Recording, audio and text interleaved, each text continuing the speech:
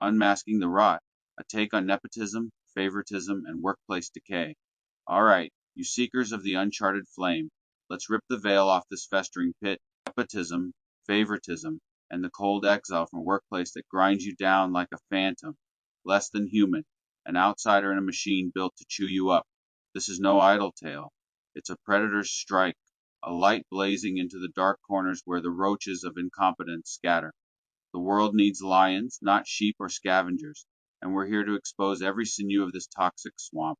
Pain's your forge, let's wield it like a blade. Start with nepotism, the silent thief slipping jobs to kin or cronies over the skilled.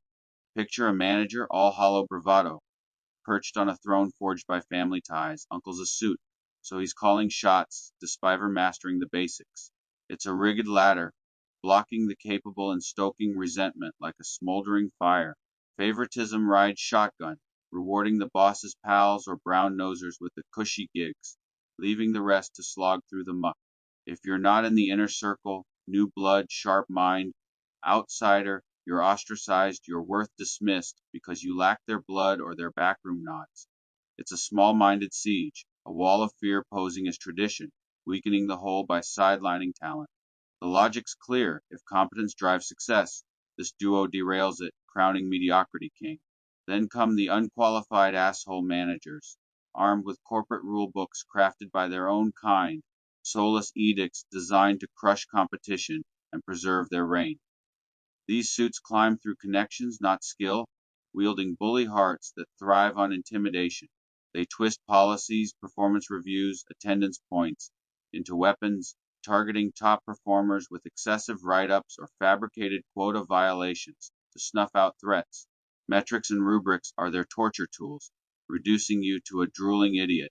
Key performance indicators that demand you stack boxes faster than a broken scanner allows, ignoring human limits, turning you into a number on a spreadsheet. Miss a target by a minute, demerit, suggest a better system, labeled insubordinate.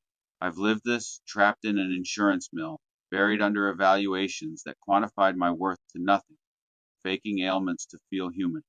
That fed-up rage birthed a storm from within, a quiet analyst's despair merging with a fiercer edge, turning frustration into a weapon against the machine.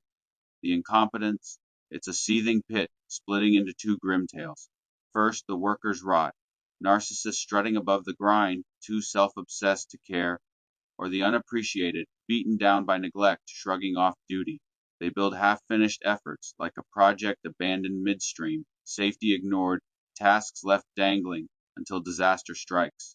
A slip on a loose board, a crushed limb, a life snuffed out, and only then does the apathy face a reckoning. It's a refusal to reflect, a collective shrug until the wreckage forces accountability.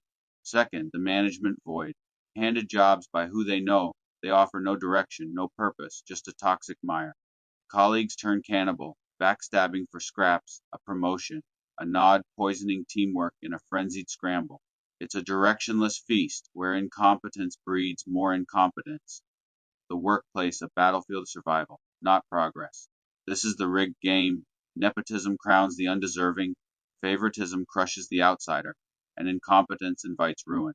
The elite thrive on your silence, peddling chaos, endless conflicts over shifts, debt-like wage traps, a gig economy pit, while you're distracted by hollow envy of the favored few.